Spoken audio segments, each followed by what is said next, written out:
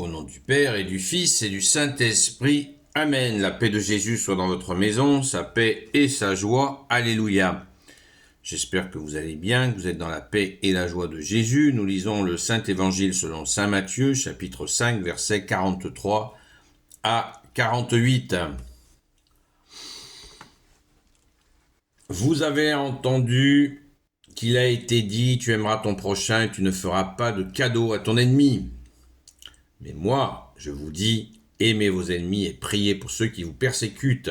C'est ainsi que vous serez les fils de votre Père des cieux, lui qui fait briller le soleil sur les méchants comme sur les bons, et qui fait pleuvoir pour les gens honnêtes comme pour les malhonnêtes. D'ailleurs, quand vous aimez ceux qui vous aiment, quelle récompense méritez-vous? Même les publicains le font. Et si vous saluez seulement ceux qui sont de votre bord, que faites-vous d'extraordinaire? Les païens eux-mêmes le font. Donc vous serez parfaits comme votre Père du ciel est parfait. Merci Jésus pour ta parole. Aimer ses ennemis, c'est la révolution. À l'époque, et de nos jours aussi, ça reste une révolution permanente, un renversement d'aimer son ennemi. Voilà une demande toute particulière. Et pourtant,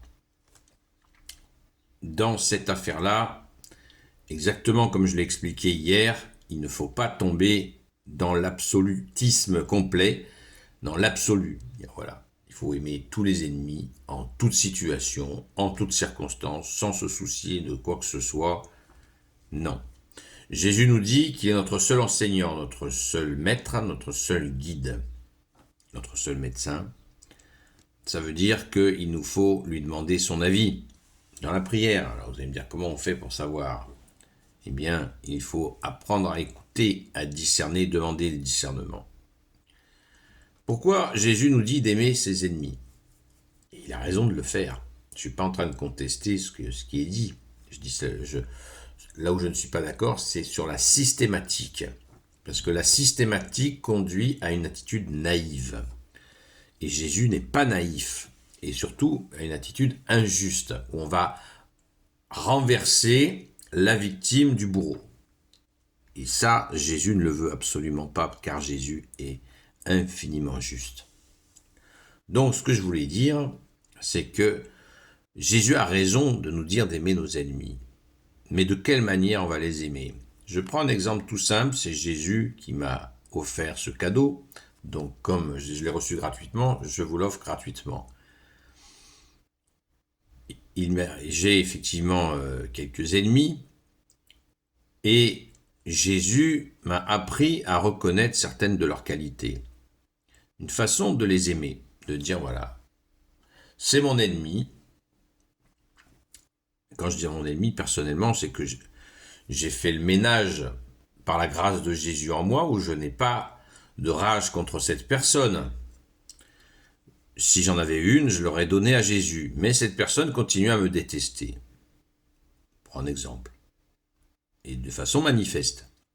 Donc, pour ne pas tomber dans le piège de la rage, pour ne pas dire le mot H-A-I-N-E, eh bien, qui est sanctionné sur les réseaux, Jésus m'a appris à aimer des qualités de cette personne, parce qu'il en a.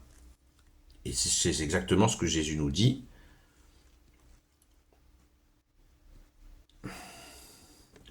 Mon Père, votre Père des cieux, lui qui fait briller le soleil sur les méchants comme sur les bons, et qui fait pleuvoir sur les gens honnêtes comme pour les malhonnêtes. On reconnaît que le Père fait briller son soleil et fait pleuvoir sur les bons comme sur les méchants. Sur les méchants comme sur les bons. Voilà. Donc, vous voyez comme les choses sont simples. Jésus nous dit, regardez, Dieu, il fait pleuvoir sur les bons comme sur les méchants. Donc nous, on ne doit pas être différent de ça, puisque Dieu lui-même le fait. Et oui, c'est très intéressant à discerner justement, vous voyez. Est-ce à dire qu'il faut faire des courbettes à ses ennemis, ou se soumettre à ses ennemis. Non, non.